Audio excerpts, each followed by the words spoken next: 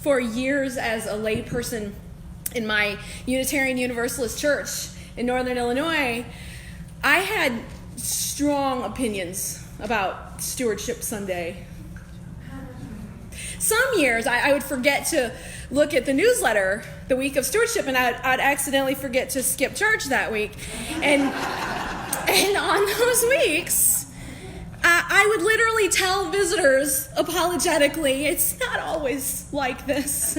Please do come back another Sunday, because I promise our minister isn't really a money-grubbing jerk, not usually. I was the worst. Oh my goodness, I don't know how they put up with me. So thank you for showing up today, even if it was an accident. And visitors, it's not always about money, but it is always like this. The parts where the people here are awesome and we love you just the way you are. So do come back. I enter a little coffee house with a friend of mine and give our order, said the anonymous author of the now viral social media post from a few years ago. While we're approaching our table, 2 people come in and they go to the counter.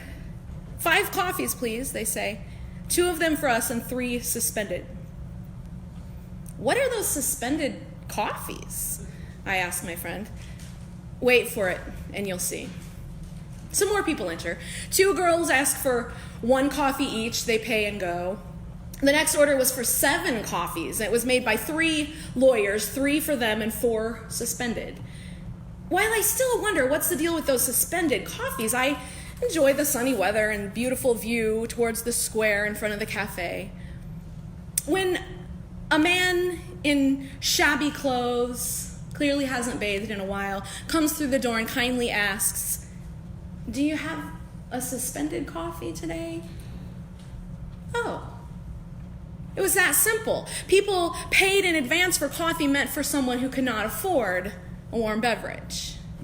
The tradition with the suspended coffees started in Naples, but it has spread all over the world. And in some places you can order not only a suspended coffee, but also a sandwich or a whole meal.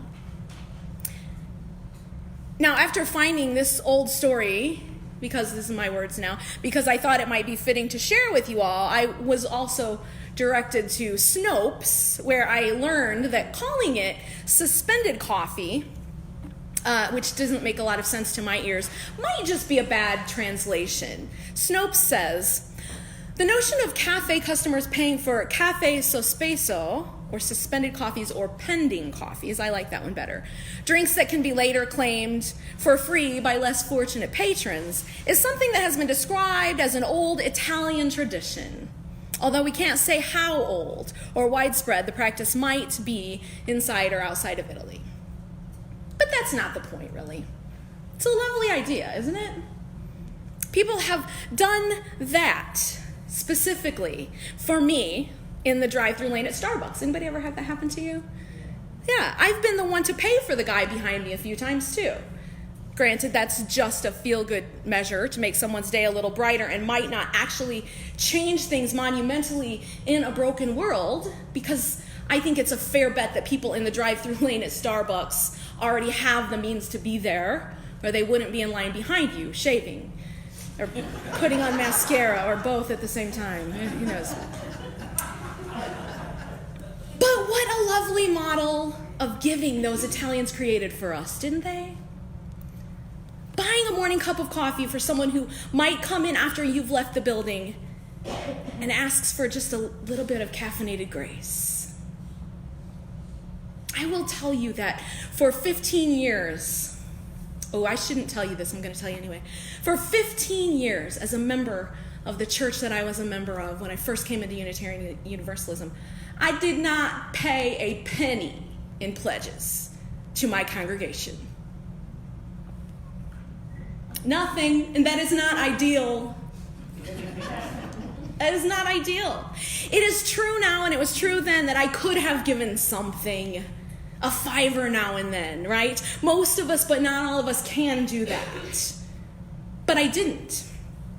And here's what happened to me while I showed up for years in that place and gave my energy and time, but not of my finances.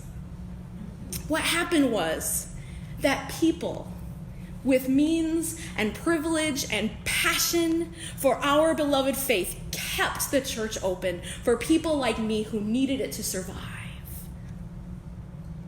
They kept it running for people like my son, who has never had to grow up doubting that he is whole and holy and worthy of love just as he is, because his church family made sure he knew it from his very first memories.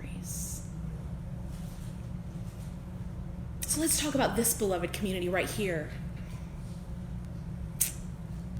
Our stewardship ask this year is doable. It's ambitious. And it's exciting. We're expanding our building to accommodate more people. And let me just give a shout out to Cameron. That reflection, that could have been the sermon right there, couldn't it? That was pretty awesome. We're expanding it to accommodate more people, apparently because the Nora told us to. I didn't even know that. And we are expecting them to come. We are expecting them to come because this congregation is an exciting, progressive, ever moving forward place to be, and we have good news to share with our neighbors. All of our neighbors. And all of our neighbors who show up and become a part of us will bring invaluable gifts with them, which will become a part of what we are continuously digging in and building here. Some of the gifts they bring will be in the form of generous financial gifts, and some of it will not.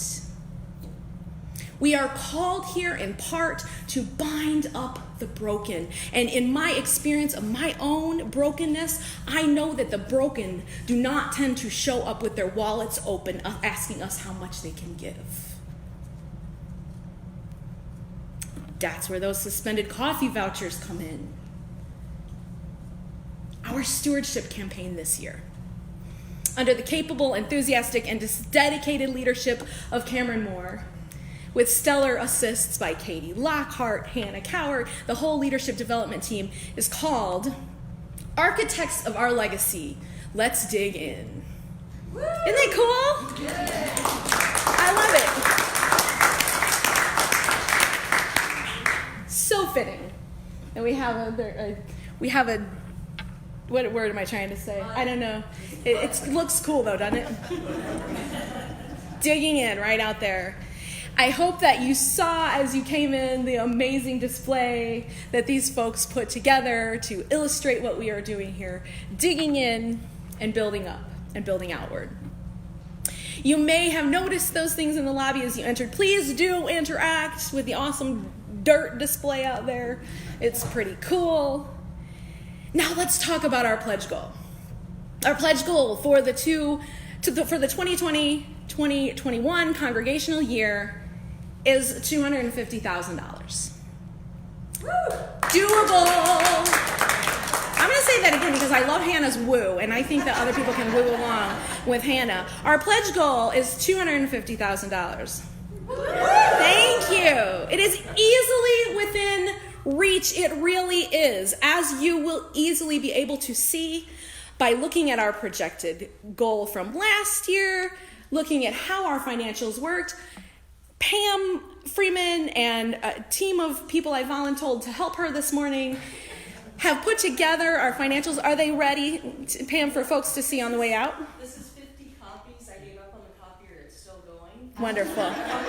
Wonderful. My team was there ready to help, but it was so slow that it's like a one-person. That works. One per household will be plenty, and we'll have more as people filter in the coming weeks. This is just our financials from financials as of last June, which we've been waiting on due to all the transition with Launchpad transition back to our bookkeeper, and preliminary ones as of January 30.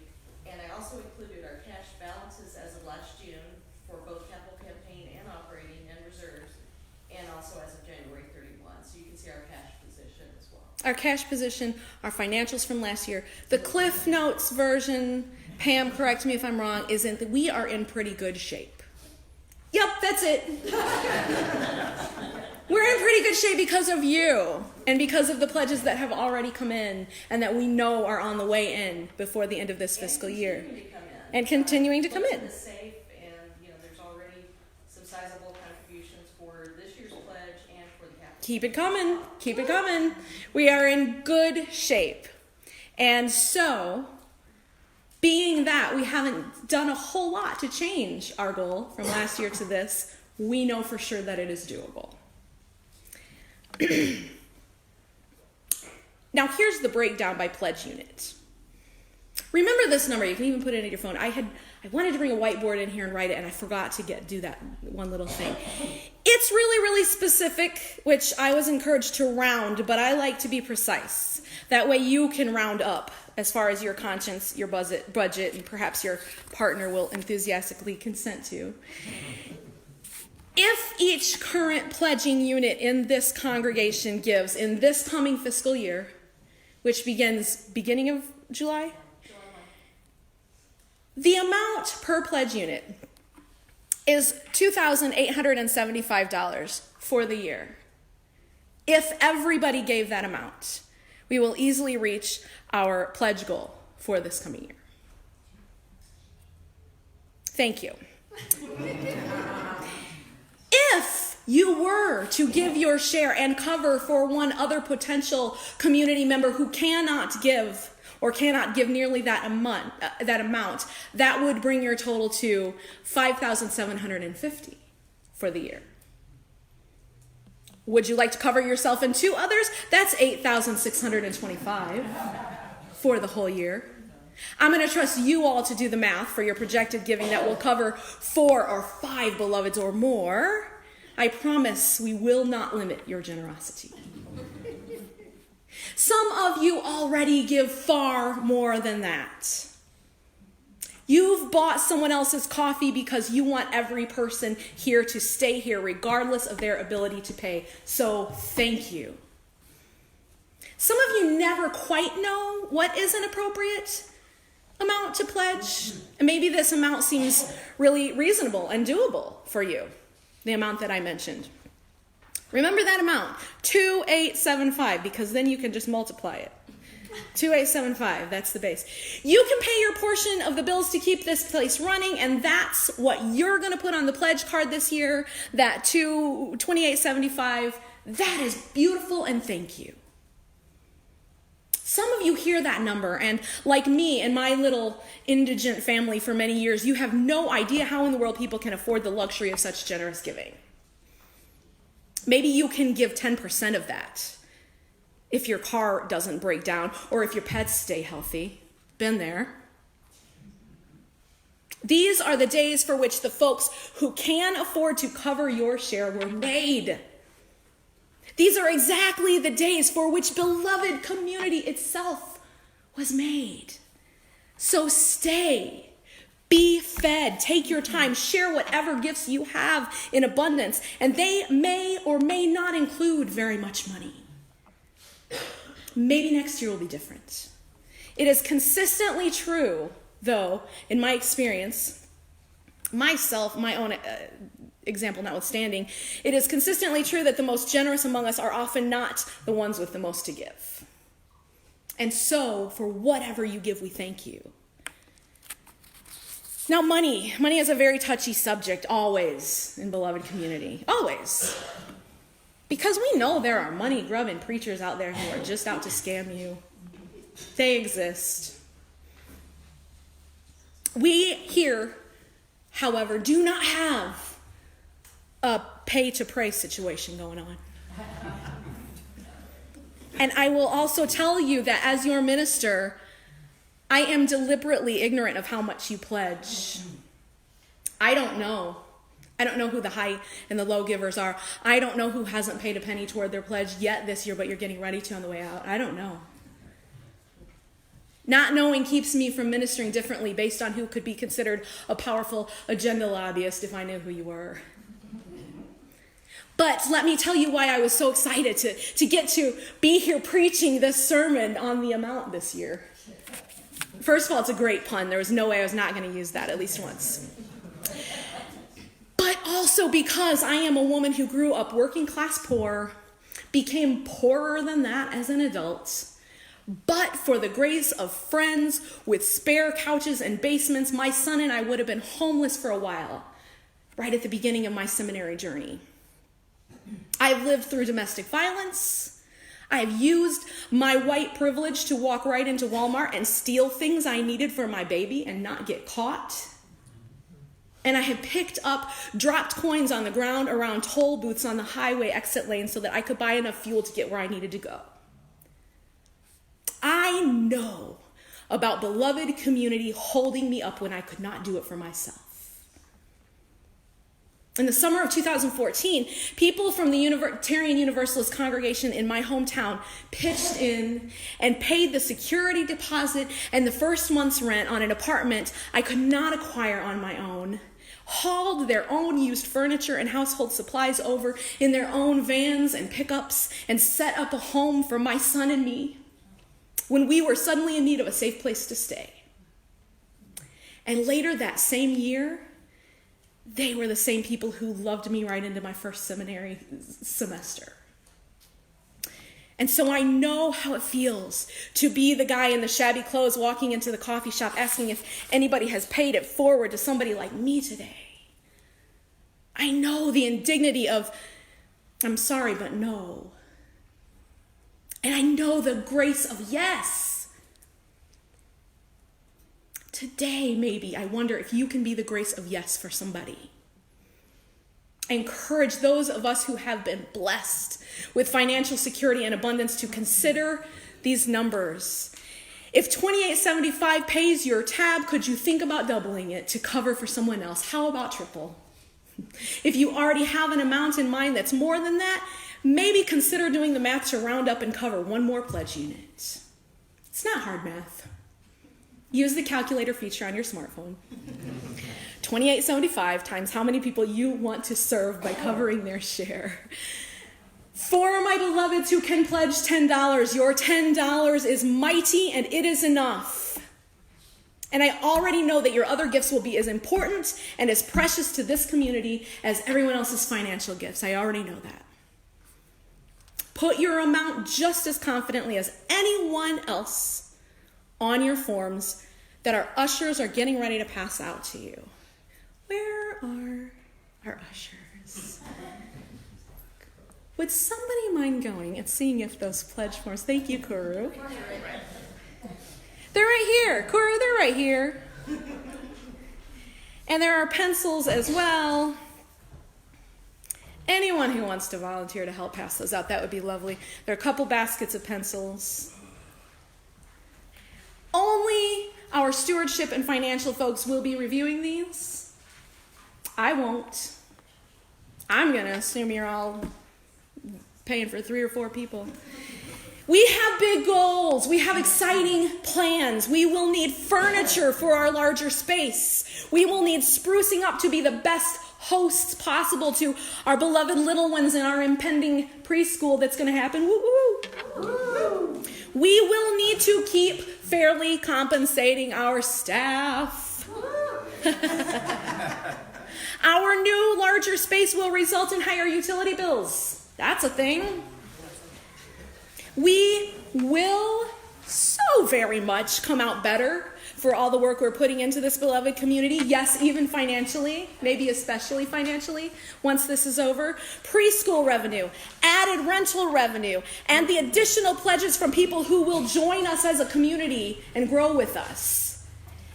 And in the meantime, while we stretch through the growing pains of this current situation in which we find ourselves, we will need all the support we can get from you, from all of us. This morning, Kyle texted me at around 5:30 about something that could totally have waited until daylight. But he knows his mom. It's Sunday. I was for sure going to be up doing something to my sermon that I said was finished 10 times already. So he asked me what I was preaching about today. And I said, well, it's Stewardship Sunday. What should I say to all the nice UUs about pledge money?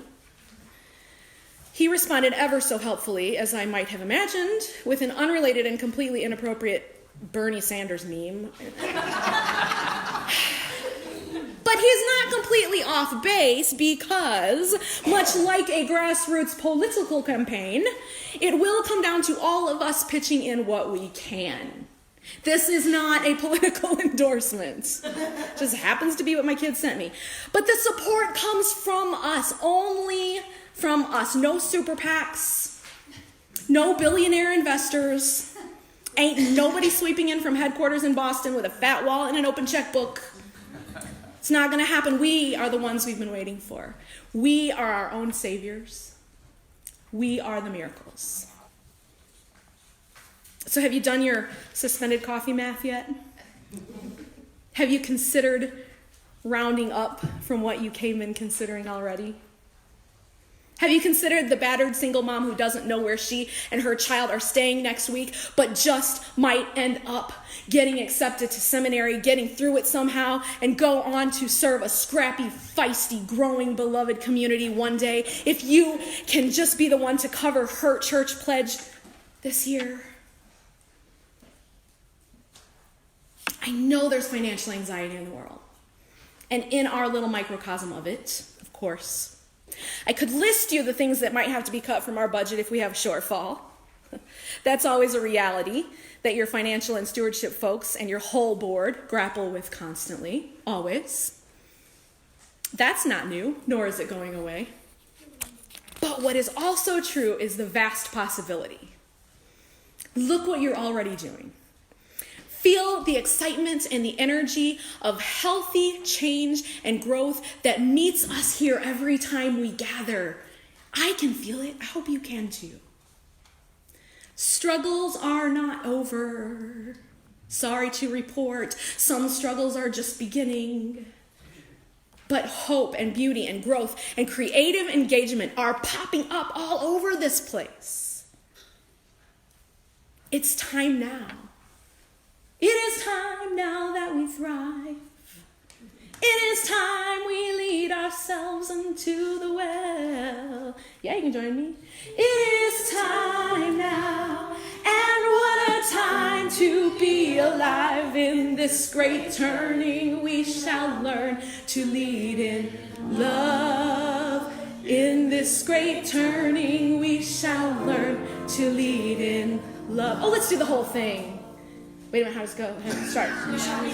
We shall be known by the company we keep, by the ones who circle round to tend these fires. Keep singing choir. We shall be known. We shall be known by the ones who sow and reap. Sow and reap the seeds of change, alive from deep within the earth. It is time now. It is time now that we thrive. It is time we lead ourselves into the well. It is time now, and what a time to be alive. In this great turning we shall learn to lead in love. In this great turning we shall learn to lead in love. Thank you for going there with me. I appreciate this. We're inviting you all to fill out your pledge sheet right now. Did you all get pencils? I'm sure you've already noticed that this pledge form is not just about the money, although it is about the money too. I encourage you to think as seriously about the other pieces of this form as the monetary one. What time and talent do you have to share in addition to your treasure? We need, want, welcome, and are excited about your engagement, no matter how you can best serve. Please take some time to talk with those in your family who are here, with whom you make some of these decisions jointly, if that is applicable. Please take some time to complete this form and keep your gift pencil as your official swag of the day. And again, I didn't ask you, Jim, can you play us some celebratory music in a few minutes? That would be lovely. I will invite you to fill out your form, and then we will have this, it's not a basket, it's a box, right up here in front.